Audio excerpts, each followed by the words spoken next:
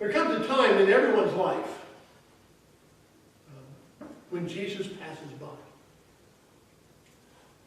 He enters the boundaries of our lives somehow. He's there. And how we respond to that makes an eternity of difference. So think about this story about Jesus on the road from Jericho to Jerusalem. What might have been going through Jesus' mind as he was walking along with his disciples, and what Scripture says is a great crowd. Well, given the time of year, it would have been a hot, dusty day. And I think Jesus would have been very aware of the noise and the bustle of the crowd around him, the people talking and the dust being kicked up, and the smell of the oxen and the donkeys and all of these things. It's funny sometimes how we perceive some things and yet are oblivious to others. I resemble that remark. See, for about 70% of people, the primary way, but not the only way, but the primary way that they perceive the world around them, the primary way they gather information and gain understanding is from their sense of sight. It's based on what they see. Most people predominantly think and perceive the world and process information through what is called primary visual neurolinguistics. Primary visual neurolinguistics. That's about 70% of people are primary visual learners and processors. But then about 22% of people perceive primarily through their sense of hearing. They think and perceive their world through what is called primary aural or audible linguistics. And then there's about 7% of the people in the world, like me, who perceive our world primarily through our sense of touch and motion. We think and perceive our world through what is called primary kinesthetic neurolinguistics. And finally, less than 0.00001% of the population, that's less than 1 in 10 million people, perceive our world primarily through their sense of smell or taste.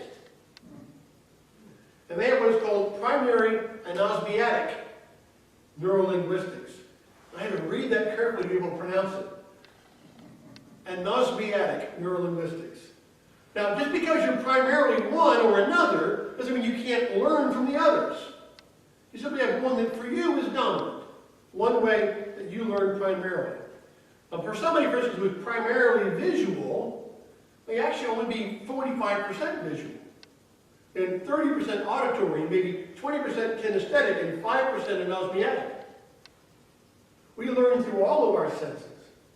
We simply have one primary way in which we interact with the world, because it's how our brain works. Because the visual person might, when speaking, ask somebody, do you see what I mean? Somebody who's auditory might say, do you hear what I'm saying? And somebody who's kinesthetic might say, do you get me? Do you understand? These are differences in the way we process information. But still, somebody like me who's primarily kinesthetic, my secondary method in processing information is visual. My wife, Sharon, whom I love dearly, is not kinesthetic. Her primary neurolinguistics is auditory. Auditory.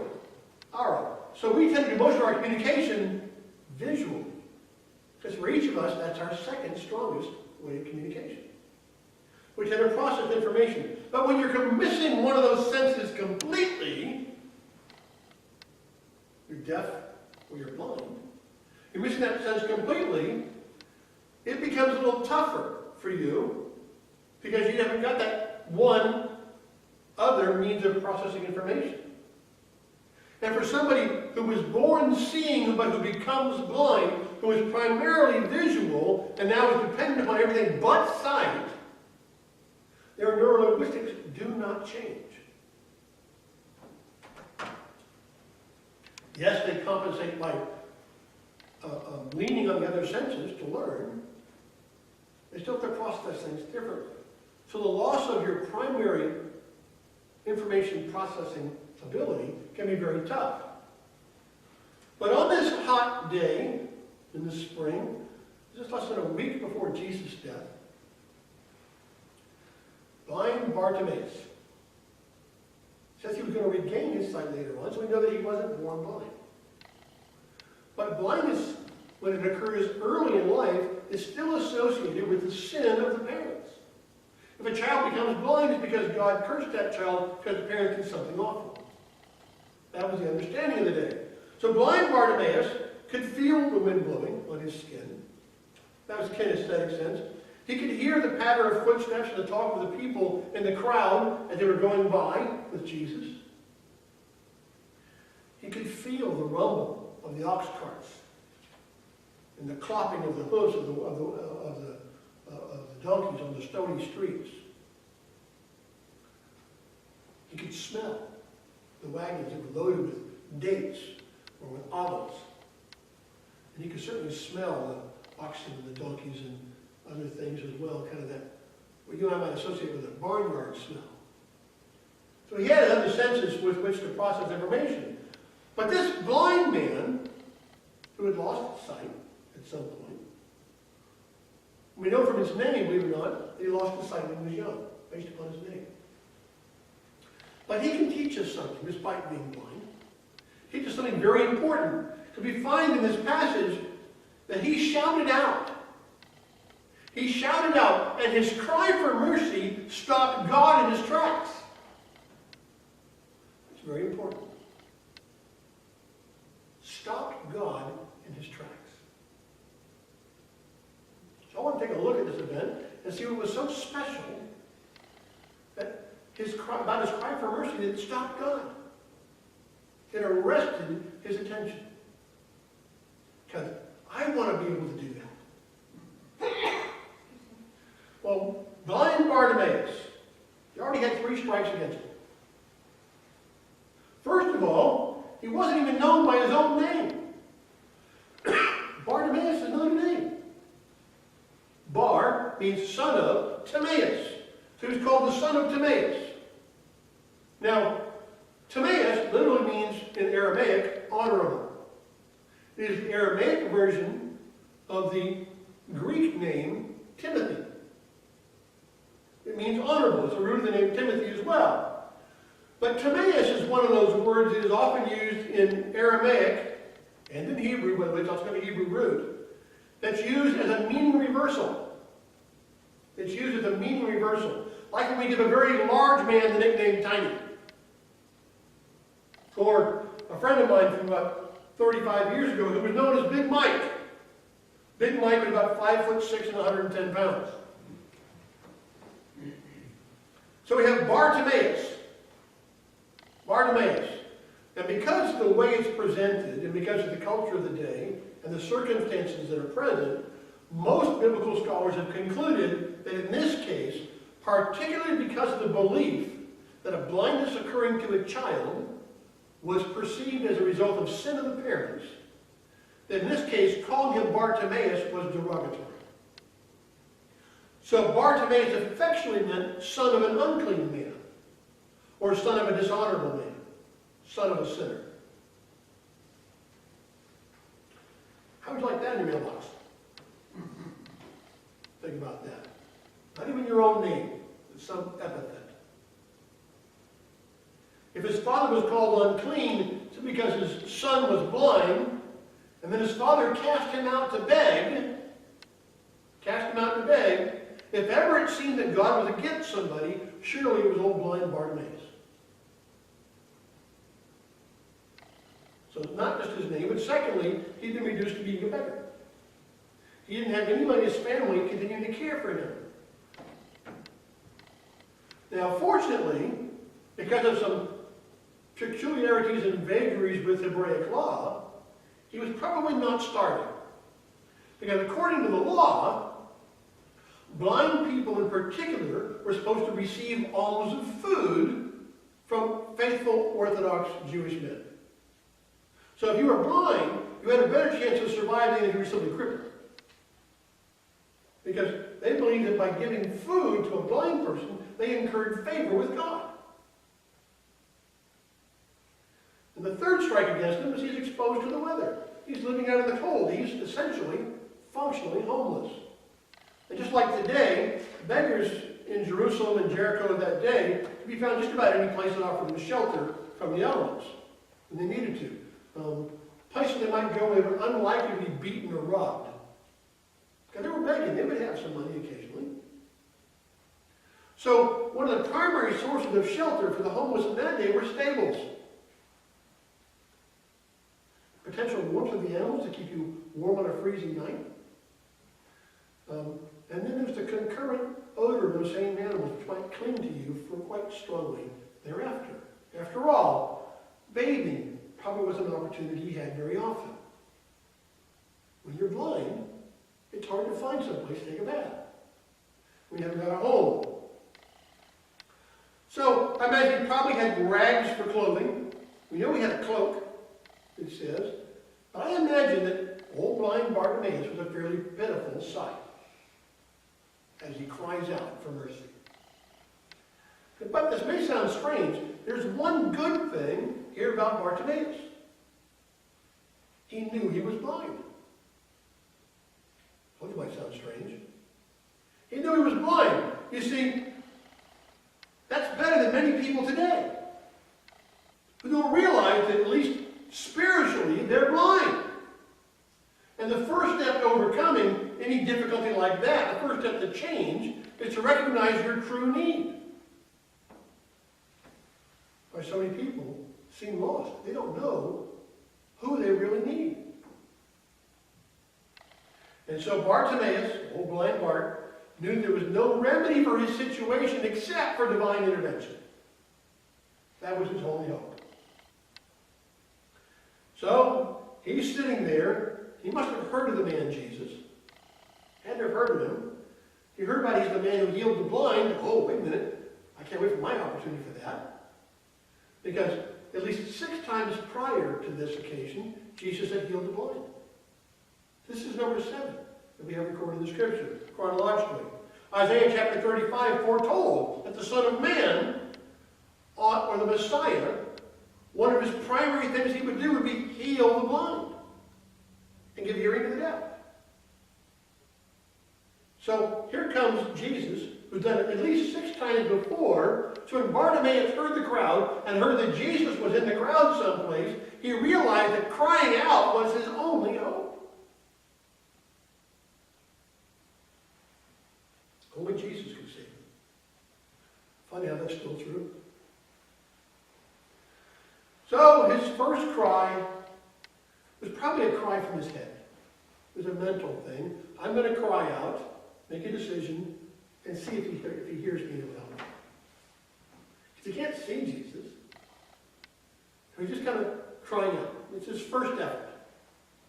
It wasn't very effective. Probably kind of feeble. And sometimes we too cry out to God from our minds only. You know, it's an intellectual thing. We cry out to God. Okay, God, you're cool if you help us. You know, that'd be nice.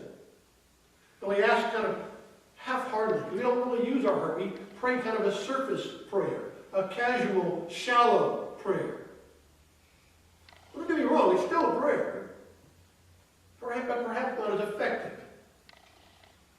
When a 9-year-old boy was asked if his 2-year-old brother had started talking yet, his reply was, why should he talk? He gets everything he wants just by hollering. A lot of children in our grown-up adult society in the United States who think that the way to get things, and they get them, is simply by hollering.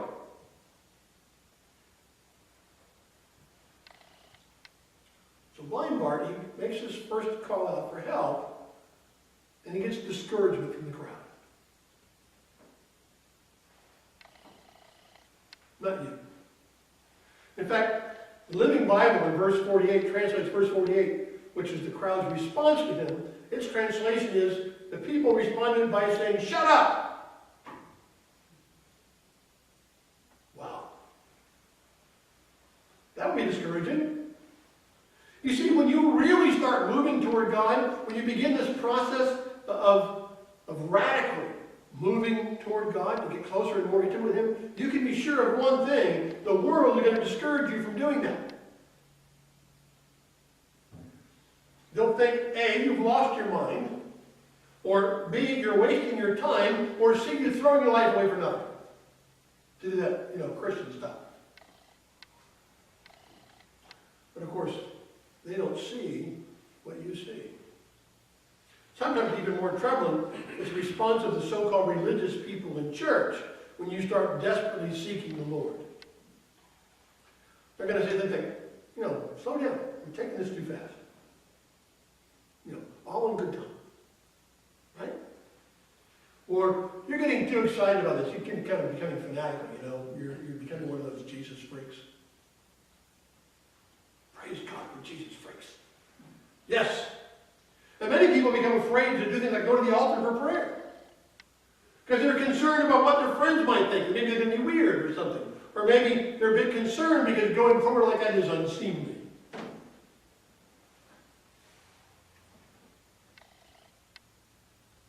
We must beware of compromise. We must beware of compromise in our prayer life and in coming to God.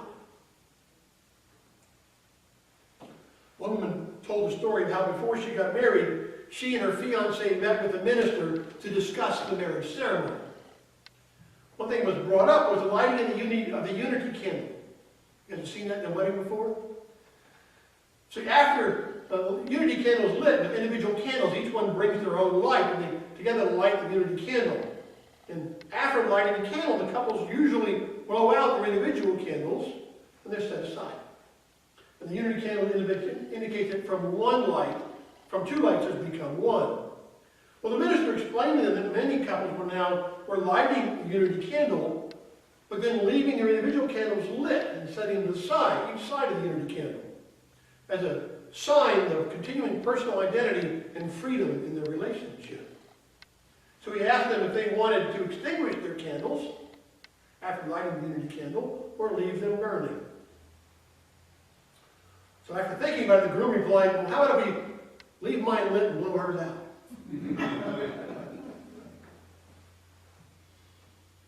The story is actually told by a Christian woman on the radio, and she married the man. I can't figure out why. Well, that kind of thing doesn't go over too well with God either, by the way. We want to keep the world light burning in our life and yet have the light of Christ at the same time. That doesn't go over very well. Some people think they can have God and the world at the same time, but God will have no rivals. God is a jealous God. So, because Bartimaeus made this first cry out and was kind of feeble and from his head, at this point Jesus keeps on walking. His first cry does not cause God to turn or to stop. He's kind of half-hearted. So, Bartimaeus got desperate. And then came his second cry. And now it's from his heart as he cried out even more strongly. One translation says he cried out with all of his heart. He cried out. A long time ago, back in the mid-1980s, I worked briefly as a captain of lifeguards in Ocean City, Maryland. 11.5 miles of beach we had to cover. We had about 400 lifeguards altogether working for the city. And one of the questions I got asked repeatedly by people who were tourists and things was, how can you tell if someone is really in need of help? When there are thousands, tens of thousands, sometimes 100,000 or more people in the water, making all that noise and commotion, how can you tell when there's a genuine cry for help? I used to tell them that no matter how great the confusion, no matter how many kids were playing and how much was going on, you can always hear a genuine cry of distress above everything else. It gets through. And when you're genuine, when you really care, in your lifeguard, you hear that. And you respond to it. Because it's what you do. It's even more true for God.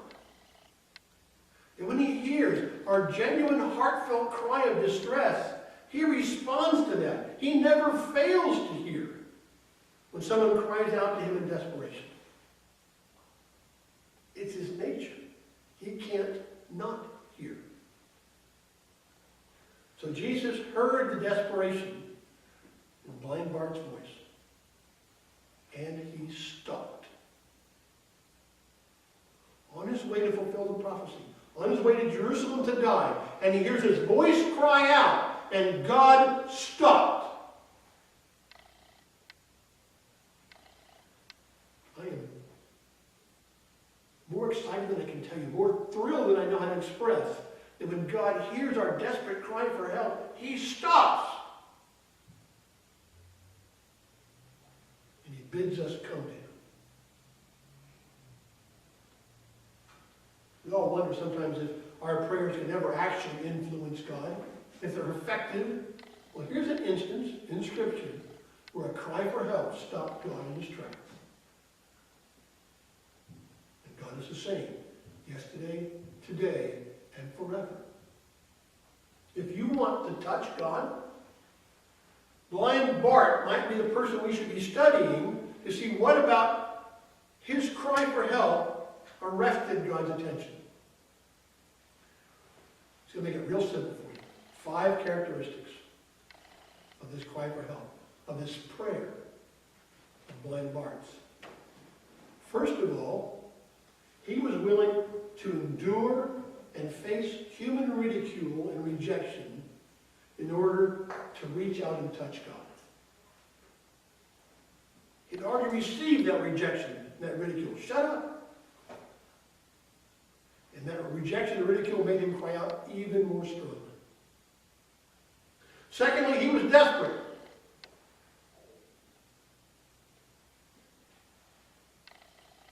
Third, he had no other way out. There was no possible way he could find relief except through the intervention of God. Jesus was his only hope, his only answer. And fourth, the more they told him to shut up, the more determined he became. The more people tried to discourage him, the more other-focused, you might say, people tried to get him to be, the more God-focused he became. Focused on the one who could truly help. To the point that getting to Jesus became his all-consuming passion. That when Jesus finally called, he said, "Get up, he's calling you." He says he jumped up, he leapt up, threw off his cloak, and went to Jesus. He threw off the very thing that identified him as what he was, as a beggar. He wore what was called a beggar's cloak. And he threw off his old self to go receive the new thing that he wanted from God.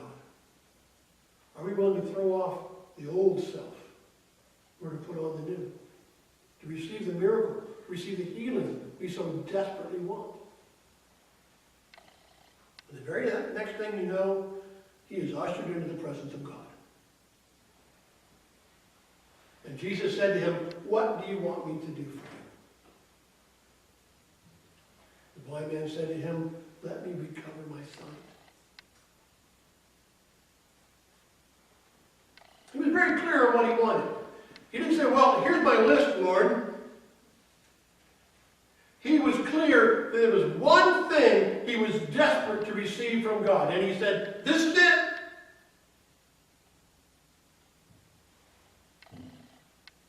You know, sometimes our prayers are all over the place. I sometimes make a prayer to God, and I've got a list of things that are important. It's finances, people, situations, politics. You know, it's on my list. As I was studying this in the last week and a half, I'm thinking, well, how effective are those prayers actually? Which ones are heart's cries of mine?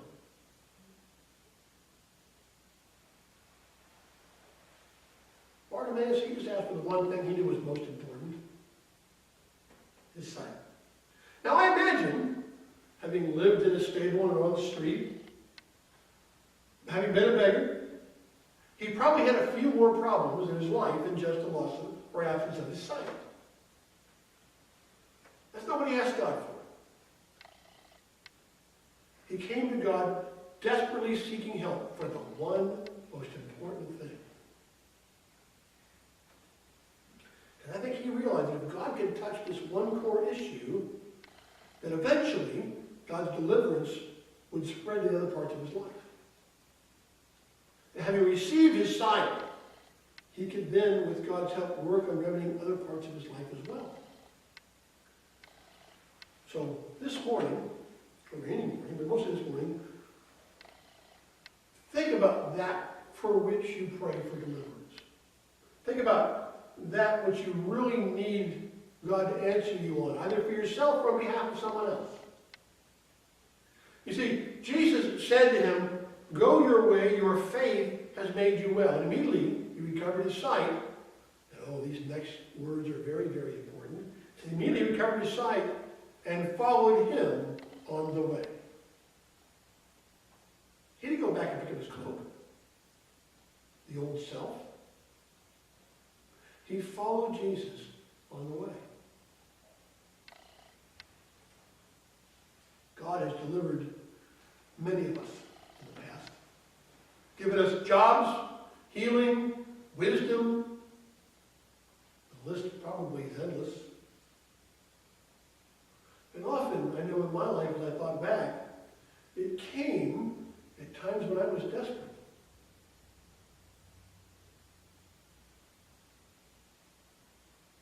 How faithfully, how well are we following Jesus along the way today? Have we turned back? Do we really want to offer up to God a God-stopping prayer?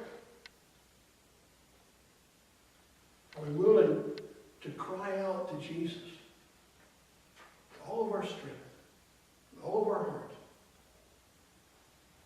You see, it's the beginning of a relationship that comes from that cry of the heart. Bartimaeus didn't walk on and leave the Lord after he received what he asked for and go his own way. He left all that behind and followed the Lord. People may ridicule you, but if you truly call on God, call on our Lord Jesus Christ with all your heart, if you throw off the cloak of your old way of thinking and leave that behind, if you accept that God truly wants to change you, well, I promise you this.